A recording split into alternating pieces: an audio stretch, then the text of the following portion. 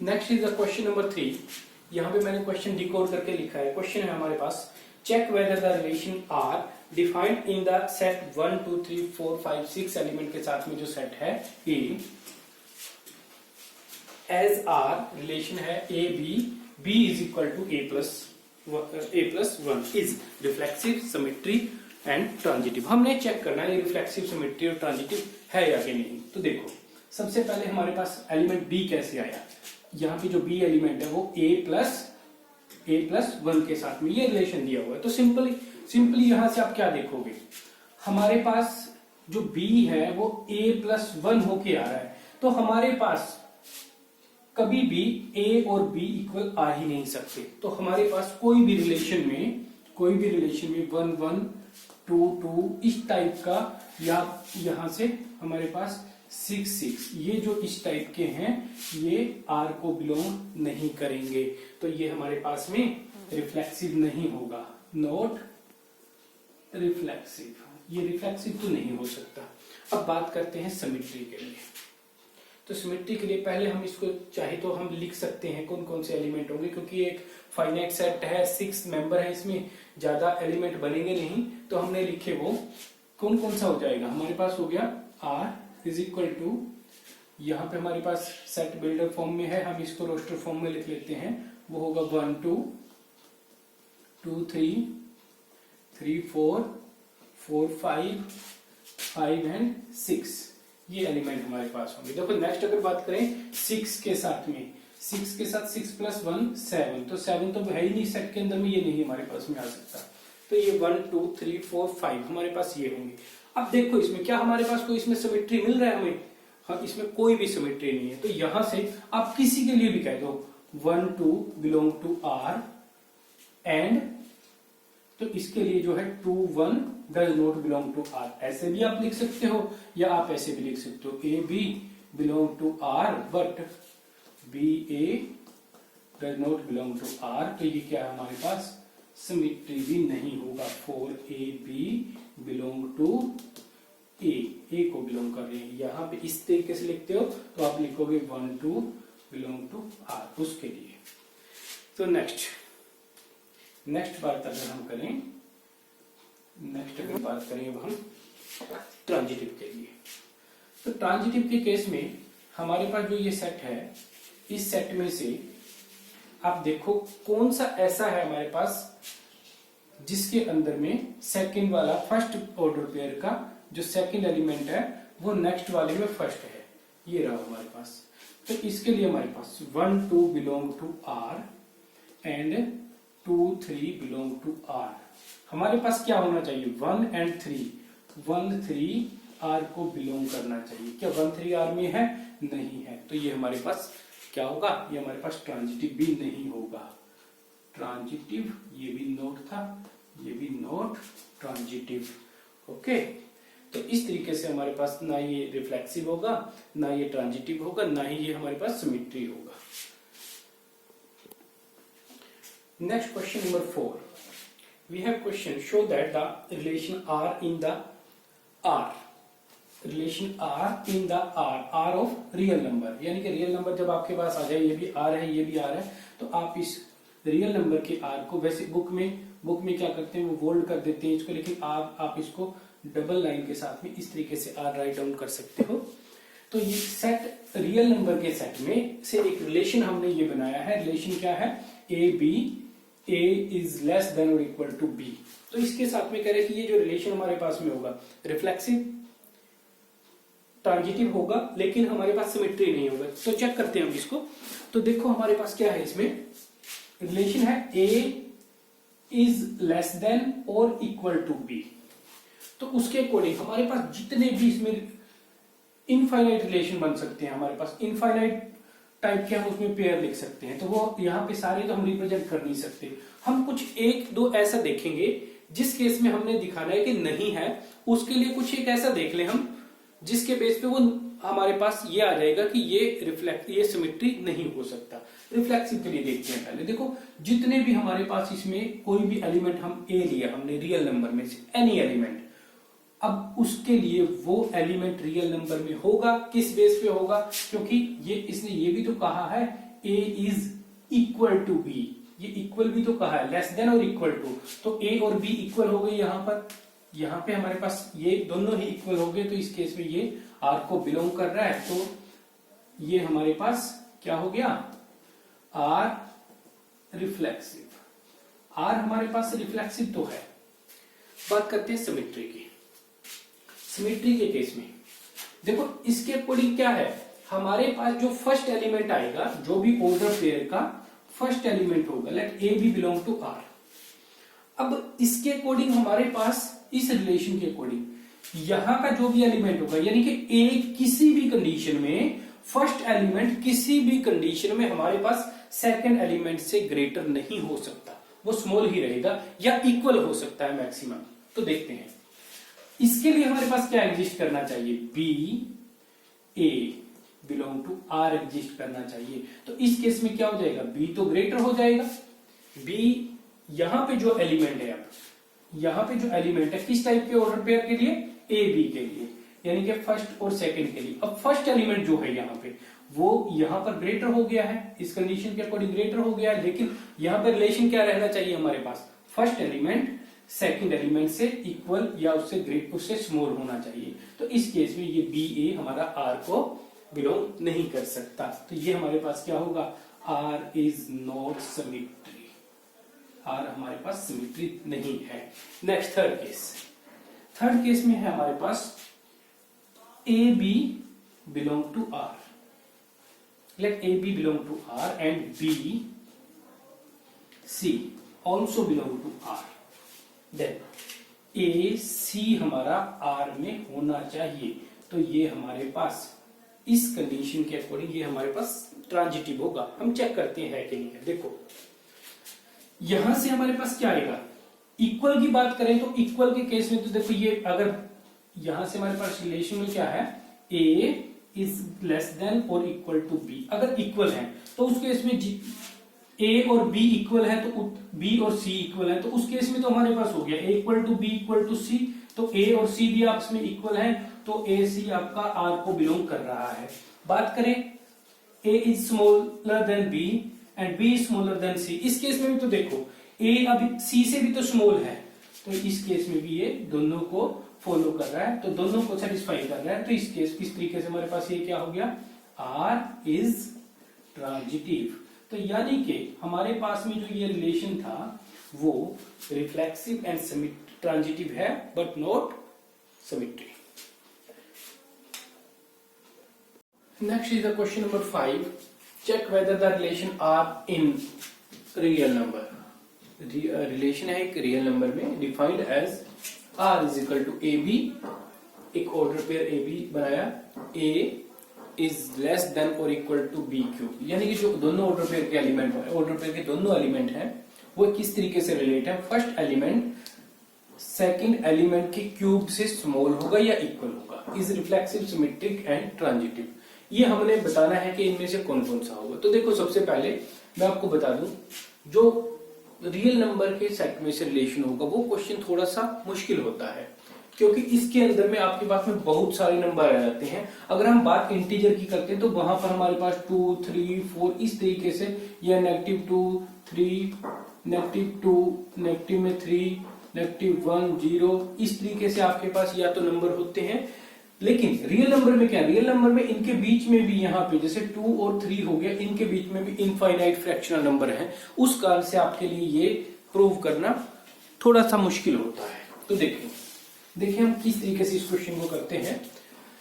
तो सबसे पहले हमारे पास रिफ्लेक्सिव क्या कहता है, A belong to R for every A belong to set A, यहां पे हमारे पास सेट आर है, ये रिफ्लेक्सिव कहता है, ये हमारे पास रिफ्लेक्सिव के लिए होता है। वहां पर हमारे पास सेट ए होता है, यहां पर हमारे पास वो सेट ए जो है वो रियल नंबर का सेट है। चलो हम इसको ए ही लिख लेते हैं, ए क्या है, रियल नंबर का सेट है।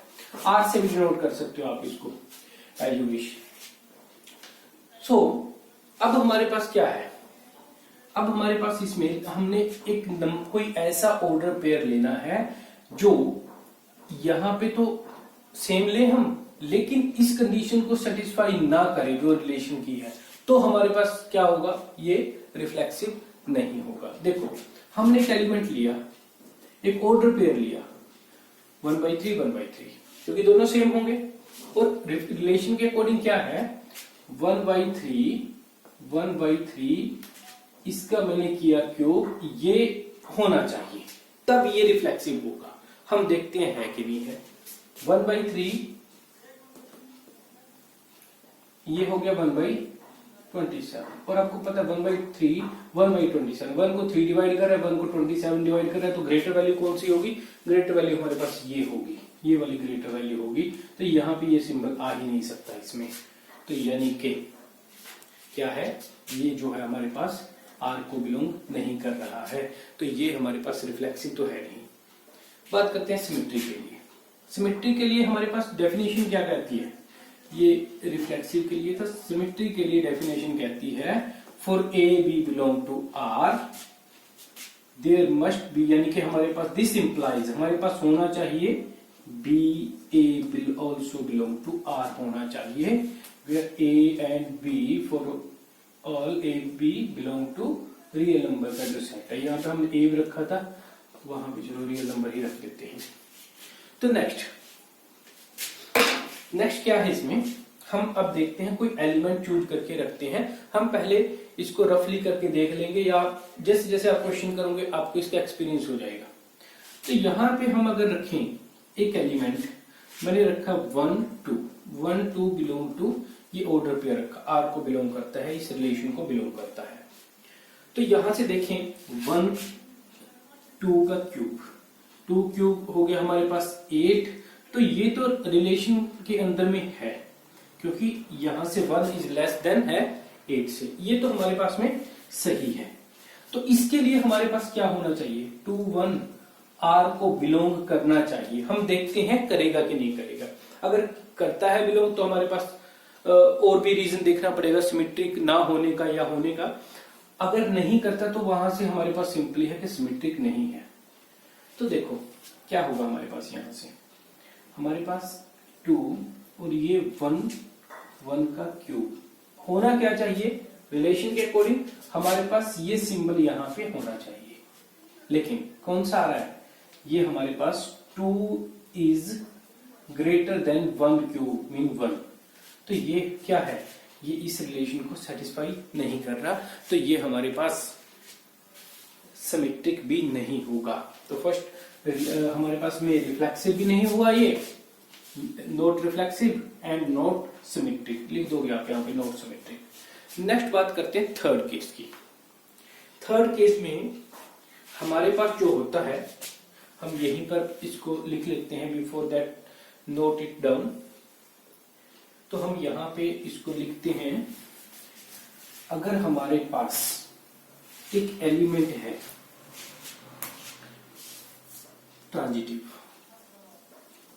के लिए ए बी एक ऑर्डर पेयर बिलोंग कर रहा है आर को, और and B C also belong to R, तो this implies A C belong to R होना चाहिए। तो देखते हैं हम कि ये होगा कि नहीं होगा। हमने सेलेक्ट भी उसी अकॉर्डिंग करने होंगे नंबर। हमने क्या किया, यहां पे हमने नंबर लिए 7 and 3।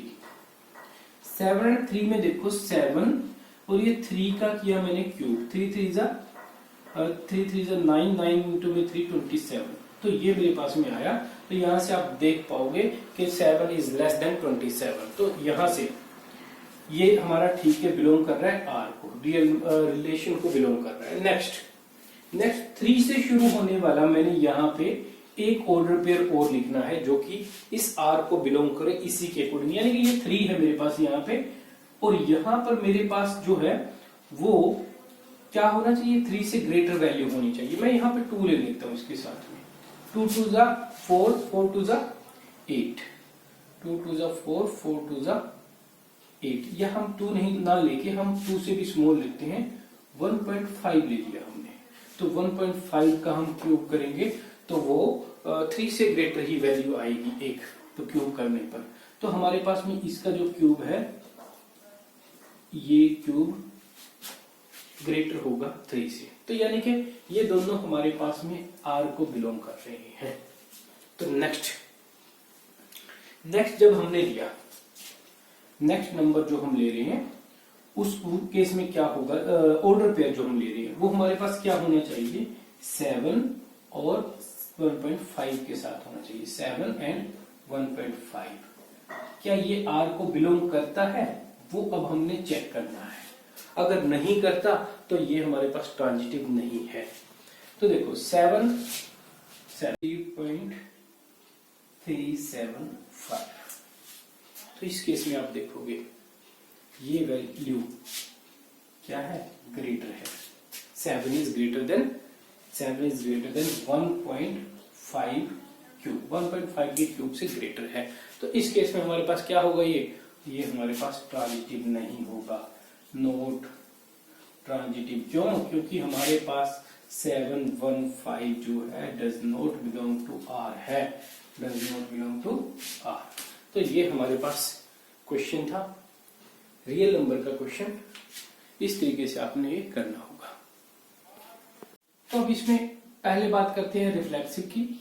देखो A बिलोंग टू R हम कह रहे हैं, किस बेसिस पे कह रहे हैं, A माइनस A हमने किया, मॉडुलस लिया इज इक्वल टू 0 आएगा, और 0 क्या है, इवन है, इसके अकॉर्डिंग रिलेशन बना रहा है, रिलेशन के अकॉर्डिंग ये R में बना है। नेक्स्ट सिमेट्री में A B belong to R है। नेक्स्ट हमारे पास क्या होना चाहिए, B minus B A belong to R होना चाहिए। देखो ये इसका इस होने का क्या बेस है, ये किस बेसिस पे है कि A माइनस बी जो वैल्यू है वो इवन वैल्यू आई है, उस बेसिस पे जब ये करेंगे ये वैल्यू क्या आएगी, B माइनस A मॉडुलस में, और ये वैल्यू क्या होगी, ये वैल्यू नेगेटिव की होगी। तो नेगेटिव जब इसका नेगेटिव मॉडुलस हम हटाएंगे तो उस केस में ओपन करेंगे तो ये वैल्यू पॉजिटिव आ जाएगी। अब ये है क्या, ये वैल्यू अगर मान लो जैसे 4 माइनस 2 है तो ये वैल्यू मेरे पास 2 आ रही है यहाँ पे। इस केस में क्या होगा, 2 माइनस 4 ये माइनस 2 आ जाएगा, यानी कि आएगी यही वैल्यू लेकिन साइन अपोजिट होगा, और वो मॉडुलस हटने के बाद में हमारे पास वैल्यू क्या आ जाएगी, पॉजिटिव आ जाएगी। तो इस केस में हमारे पास ये जो यहाँ से वैल्यू आती है ये वैल्यू भी हमारे पास इवन ही आएगी, इवन वैल्यू आ जाएगी इस केस में भी। तो ये भी हमारा क्या है, बिलोंग करता है, रिलेशन को बिलोंग करता है। नेक्स्ट इसके बाद में बात करते हैं ट्रांजिटिव की। ट्रांजिटिव के लिए ट्रांजिटिव के केस में A B belong to R, इन दोनों का डिफरेंस हमारे पास इवन है, डिफरेंस का मॉडुलस ये जो है हमारे पास इवन है। Next B C belong to R, इन दोनों का भी बी माइनस सी का मॉडुलस ये भी इवन है। अब देखो ए से लेकर बी इनका डिफरेंस इवन है, इन दोनों का डिफरेंस भी इवन है, तो यहां से यहां तक का डिफरेंस इवन है, यहां से यहां तक का डिफरेंस इवन है, तो यहां से यहां तक का टोटल डिफरेंस यानी कि ए से लेकर सी वो भी तो ओड ही, वो भी तो इवन ही होगा। तो इस तरीके से हमारा ये भी ट्रांजिटिव हो जाएगा, ट्रांजिटिव। तो यहां से अब हमारे पास रिफ्लेक्सिव सिमेट्रिक ट्रांजिटिव है, तो ये इक्विवेलेंस तो प्रूव हो गया। अब बात करते हैं हम इक्विवेलेंस के बाद में जो फर्दर आगे का पार्ट दिया हुआ था उसकी बात करते हैं। Before that note it down. तो फर्दर आगे का पार्ट करने से पहले हम यहाँ पे थोड़ा एक कंसेप्ट डिस्कस कर लेते हैं जो हमने कभी 3-4 में रीड किया होगा। देखो मेरे पास ये है 1 2 3 4 5, ये हमने रखे हुए हैं एक काउंटिंग के नंबर रखे हुए हैं, काउंटिंग 1 2 3 4 5 6 7। यहां से देखो ओड ओड, ये भी ओड, ये भी ओड, ये इवन इवन इवन। अब देखोगे इवन से इवन का जो डिफरेंस है वो इवन होता है, इवन से इवन का डिफरेंस इवन है, और ओड से भी नेक्स्ट इवन का डिफरेंस, नेक्स्ट ओड का डिफरेंस जो है वो इवन है। सिमिलरली यहां पर इवन है। और अगर बात हम करें किसी भी ओड नंबर का किसी इवन नंबर के साथ में डिफरेंस, या किसी भी इवन नंबर का ओड के साथ में डिफरेंस, तो क्या होता है, यानी कि सिंपली मेरे यहां से कहने का मतलब है odd plus odd is equal to even, ठीक है, या फिर हम डिफरेंस ले लें, दोनों का सम या दोनों का difference. Similarly even plus minus sum करें या फिर डिफरेंस करें इवन के साथ में, तो वो क्या आएगा, वो भी इवन आएगा। अगर हम ओड माइनस इवन माइनस या प्लस करें या फिर यहां पे भी इवन या ओड अपोजिट कर दें, तो उस केस में ये ओड आता है हमारे पास।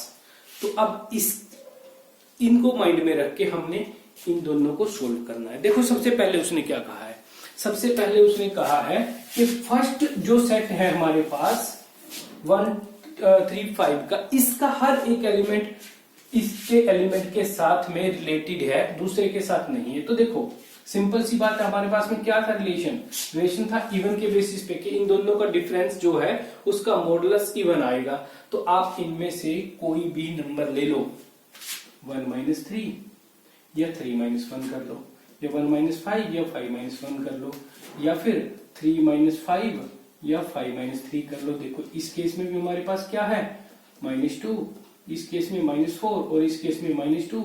इस केस में वैल्यू क्या आ रही है हमारे पास, ये चेक करके बता रहा हूं मैं आपको अभी।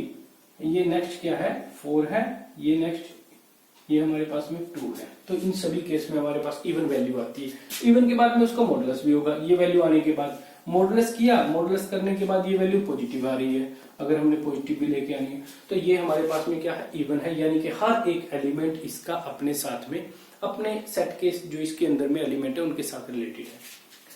इसी तरीके से इसमें बात करें 2 - 4 या 4 - 2 करो तो ये वैल्यू क्या आएगी, ये वैल्यू हमारे पास 2 आ रही है नेगेटिव की, और ये वैल्यू हमारे पास प्लस की 2 आ रही है।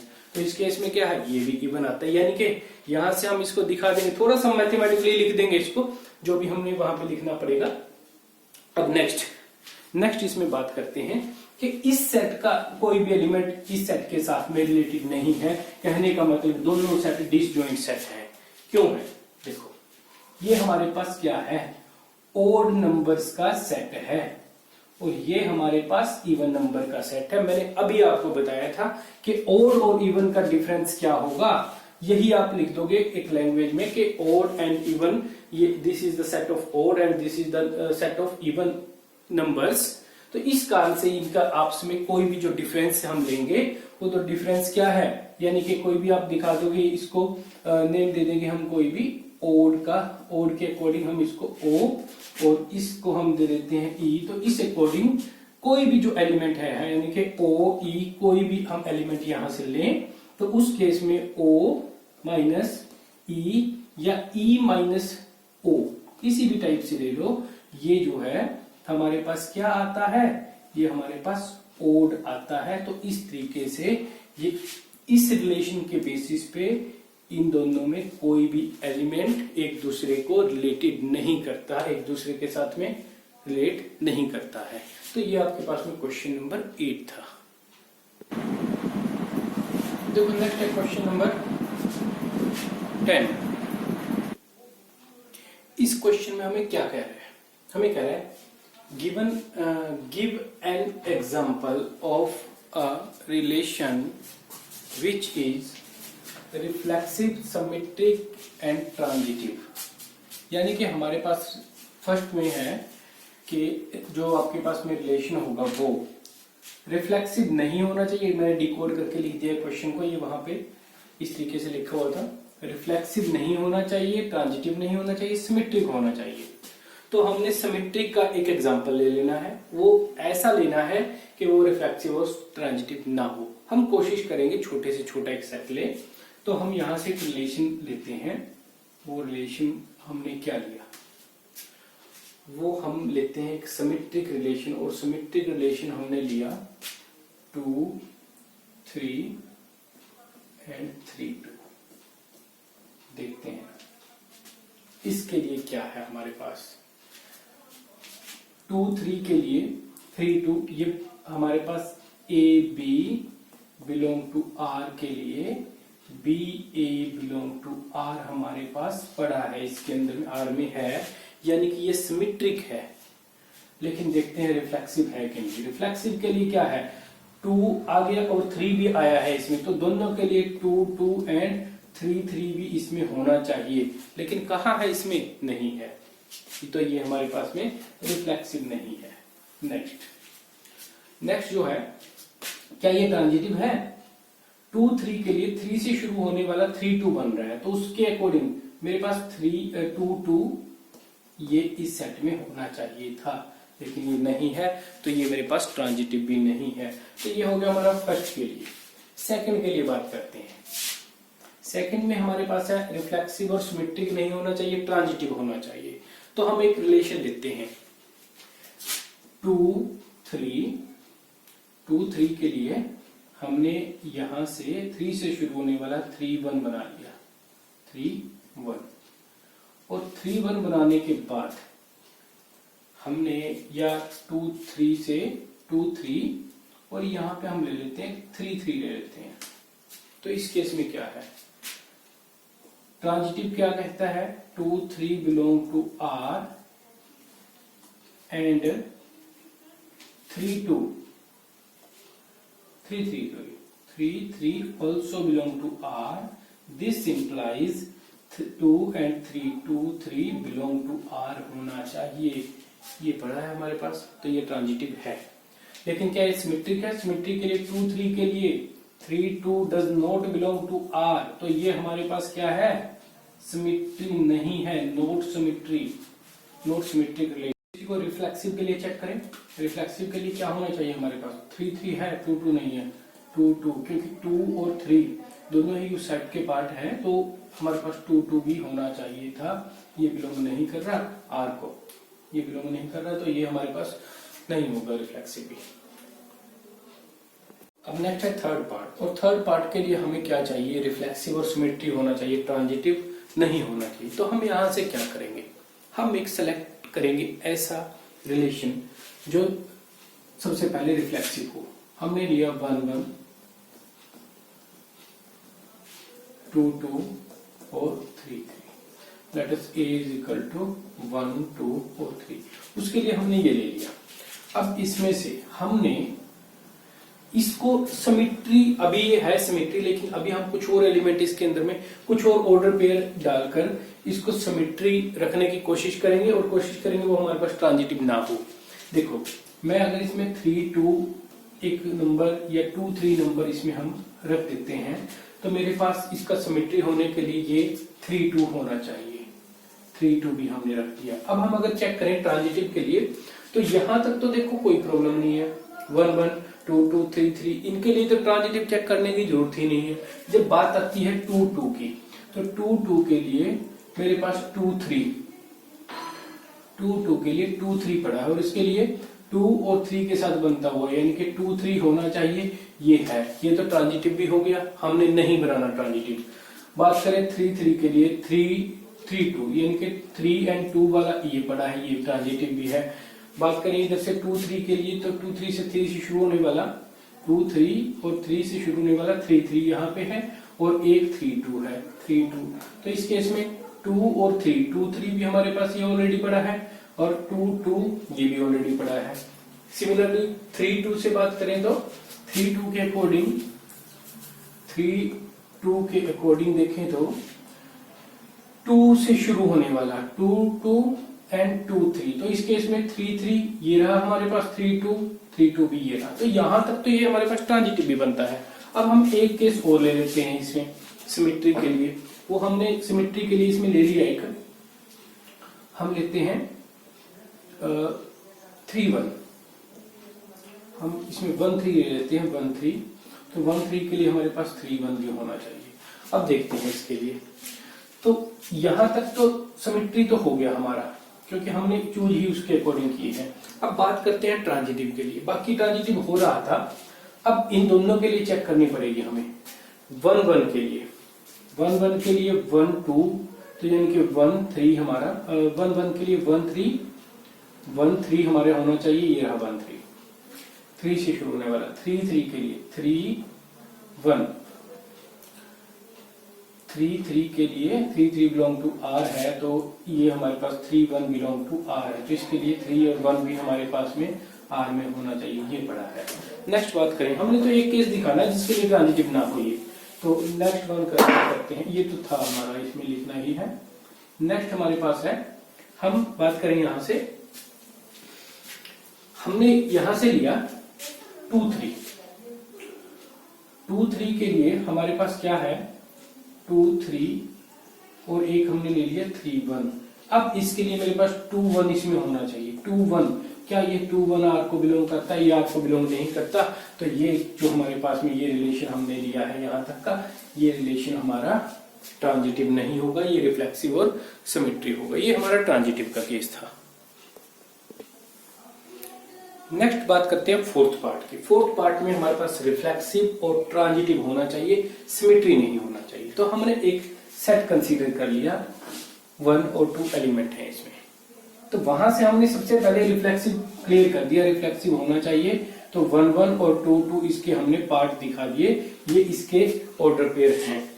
यानी कि यहां से हमारे पास में रिफ्लेक्सिव तो हो गया। अभी तक तो ये सिमेट्री भी है और ट्रांजिटिव भी हो जाएगा।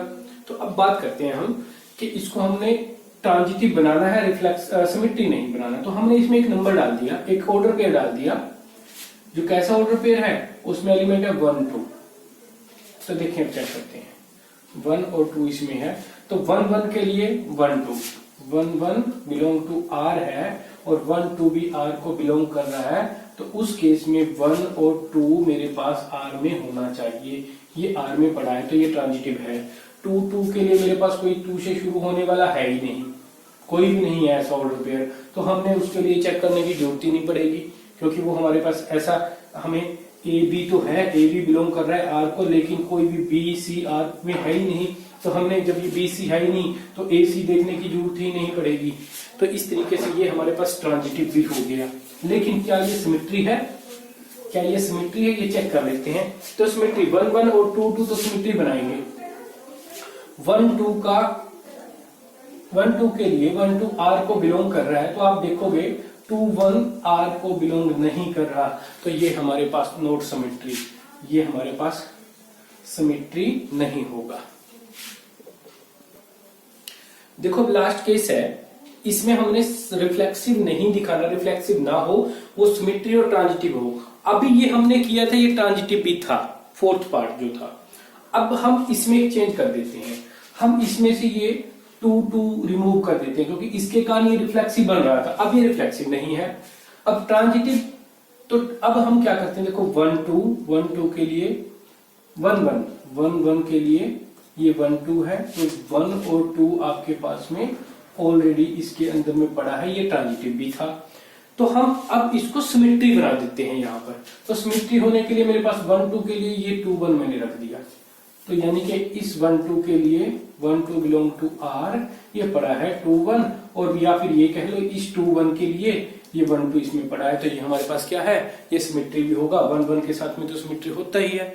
तो ये हमारे पास में लास्ट वाला केस हो गया। Now question number 11, 12, 13 and 14। In all 4 question में एक चीज कॉमन है कि सभी क्वेश्चन में हमें इक्विवेलेंस रिलेशन शो करना है। तो वो बिल्कुल सिंपल है आप लोगों के लिए। अभी तक इतने क्वेश्चन हमने किए हैं, तो जिसमें हम उसको रिफ्लेक्सिव, सिमेट्रिक और ट्रांजिटिव ऑल 3 दिखा दें तो वो इक्विवेलेंस रिलेशन होता है।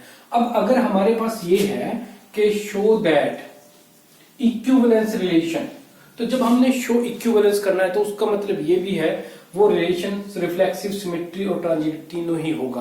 तो यानी कि सिंपली यहां से आपके पास क्या होगा, आपने जो कंसेप्ट के अकॉर्डिंग डेफिनेशन होती है वो डेफिनेशन लिख के उसके अकॉर्डिंग दिखाना है कि हर एलिमेंट के लिए ये आपके पास में रिफ्लेक्सिव, सिमेट्री, ट्रांजिटिव होगा। तो वो फर्स्ट पार्ट तो सभी क्वेश्चन का 4 के 4 क्वेश्चन में आपके पास show that it is equivalence relation, यहां तक का तो सेम रहेगा। सिर्फ जो क्वेश्चन की रिलेशन दिया होगा उसके अकॉर्डिंग में थोड़ा बहुत चेंज आएगा, वो तो आप लोग कर लोगे। बाकी इसमें आगे जो बात होती है फर्दर, उसमें एक स्पेशल केस पूछा गया है या फिर उसमें कोई एक पर्टिकुलर केस के बारे में पूछा गया, वो हमने डिस्कस करना है इन क्वेश्चन में। तो वो हम एक बार देख लेते हैं इनके लिए। तो क्वेश्चन नंबर 11 के लिए क्या स्टेटमेंट है हमारे पास कह रहा है कि show that the relation R in the set A of point in a plane. एक प्लेन में इस तरीके से पॉइंट है, एक पी पॉइंट है और एक क्यू पॉइंट है। ये है क्या पॉइंट जो पी है, ये किस तरीके से रिलेशन लिया इनका रिलेशन लिया है कि जो पी पॉइंट है वो ओरिजिन से जितनी डिस्टेंस पर है, क्यू पॉइंट भी ओरिजिन से उतना ही डिस्टेंस पर है। तो उसके अकॉर्डिंग ये रिलेशन बना है। उसके बाद फिर ये इक्विवेलेंस रिलेशन दिखाना है। दिखाने के बाद फर्दर कह रहे हैं कि show that the set of all point related to a point, कि ये इक्विवेलेंस रिलेशन दिखाने के बाद हमारे पास फिर केस आ रहा है उसमें कि एक केस में जहां पर P does not equal to 0 है, यानी कि P आपके पास में ओरिजिन पर नहीं हो सकता और कहीं पर भी होगा।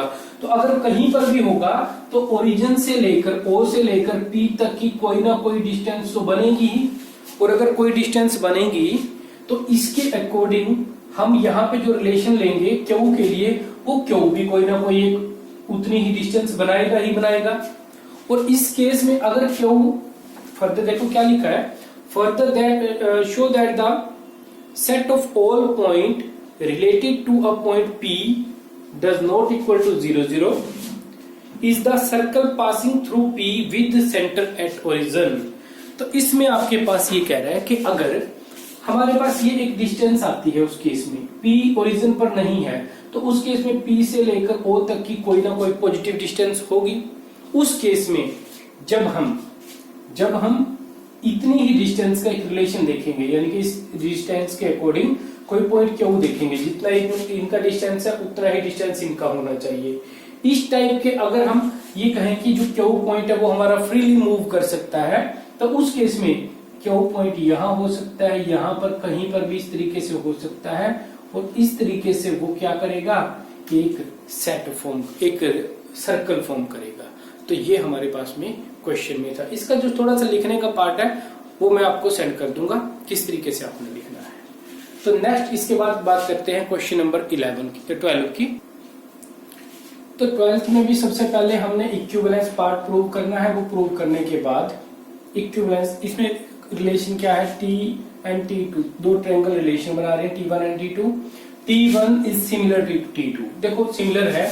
तो इस केस में हम बात करें, अगर हम इक्विवेलेंस की भी बात कर लें एक बार, तो देखो रिफ्लेक्सिव के लिए T1 T2 दोनों ही हमारे पास, दोनों ही क्या है, सिमिट्री है, दोनों ही सिमिलर है। तो सिमिलर होने के कारण यहाँ पे ये दोनों भी तो आपस में, वो ट्रायंगल T1 खुद के भी तो सिमिलर होगी। और T2 की जब बात करेंगे सिमिट्री के केस में, तो T1 और T2 अगर R को बिलोंग कर रही है तो T2 ट्रायंगल भी तो सिमिलर होगी T1 के। ये भी हमारे पास में किसको बिलोंग कर रही है, R को बिलोंग कर रही है। ट्रांजिटिव की बात करें तो T1 T2 बिलोंग करते हैं अगर R को, तो T2 और T3 अगर R को बिलोंग कर रहा है, इसका मतलब T1 ट्रायंगल सिमिलर है T2 के और T2 ट्रायंगल सिमिलर है T3 के। तो ट्रायंगल 1 और 3 भी तो आपस में सिमिलर होगी। तो ट्रायंगल 1 एंड ट्रायंगल 3 ये भी इस तरीके का एक ऑर्डर पेयर का रिलेशन, ऑर्डर पेयर बनाएंगे जो रिलेशन में होगा। तो ये इक्विवेलेंस की बात हो गई थी यहां तक। तो इसके बाद हमने जो बात करनी है वो क्या है, उसमें क्या कह रहा है, फर्दर कह रहा है कि consider 3 right triangle T1 T2 T3 with side 3 4 5 5 12 13 and side 6 8 and 10। ये 3 ट्रायंगल हैं। with which triangle among T1 T2 and T3 are related, इनमें से कौन कौन सी ट्रायंगल आपस में रिलेटेड हैं इस रिलेशन के बेसिस पर, यानी कि सिमिलर ट्रायंगल के बेसिस पर। तो आपने देखना ये है 3 4 5 5 12 13 एंड 6 8 10 कौन कौन सी ट्रायंगल रिलेटेड हैं। तो सिमिलर चेक कर लेते हैं हम। सिमिलर, हमने सिमिलरिटी क्राइटेरिया क्या होता है हमारे पास, हम रेशियो देख लेंगे सभी साइड्स का रेस्पेक्टिवली। T1 और T2 का देखें, T1 T2 के साथ में, तो देखो फर्स्ट साइड की बात करें 3/5 और नेक्स्ट 4/12, नेक्स्ट 5/13। ये 3/5 4/, कैंसिल होके 1/3 आता है, ये इक्वल नहीं है, ये भी इक्वल नहीं है, तो ये तो सिमिलर होंगी नहीं। तो अब नेक्स्ट चेक करते हैं T1 and T3। T1 T3 3 4 5 3/6 8 and 10, ये कैंसिल होके 1/2, ये भी कैंसिल होके 1/2, ये भी कैंसिल होके 1/2। ये दोनों हमारे पास में क्या आ रही हैं, दोनों हमारे पास इक्वल आ रही हैं, दोनों ही हमारे पास सिमिलर आ रही हैं। तो यहां से हमारे पास T1 एंड T3 आपस में रिलेटेड हैं। अब हमने इसको चेक नहीं किया, T3 को हमने T2 के साथ चेक नहीं किया। क्यों नहीं किया? क्योंकि जब हमारे पास में ट्रायंगल T3 T1 के सिमिलर है और T1 के सिमिलर में ट्रायंगल T2 नहीं है, तो वो ट्रायंगल T3 के सिमिलर भी कैसे हो सकती है, इसीलिए हमने वो केस चेक नहीं किया। ये हमारे पास क्वेश्चन नंबर 12 था। तो क्वेश्चन नंबर 13, इसमें कह रहा है कि एक रिलेशन बन रहा है, show that the relation R defined in the set A of all polygon as R. P1 and P2 जो भी पॉलीगन ये रिलेट की हैं, P1 and P2 have same number of sides. अगर इसके 3 साइड्स हैं, इसकी भी 3 साइड्स होंगी। ये 4 साइडेड शेप है, ये भी 4 साइडेड। ये 5 साइडेड पॉलीगन है, ये भी 5 साइड पॉलीगन। 8 साइडेड है तो 8 साइडेड। इस तरीके से रिलेट है, साइड के अकॉर्डिंग रिलेटेड है। फिर कह रहा है कि सेम प्लेन के अंदर में ये, उसके बाद ये इक्विवेलेंस रिलेशन हमने दिखाना है। फिर कह रहा है कि what is the set of all element in A related to right angle triangle with side. इस राइट एंगल ट्रायंगल के साथ में कौन कौन सी रिलेट करेगी विद साइड 3, 4, 5। देखो इक्विवेलेंस रिलेशन आप दिखा दोगे, कोई दिक्कत नहीं। सिमेट्री में P1, रिफ्लेक्सिव में P1 होगा, बिलोंग करेगा R को। क्यों करेगा?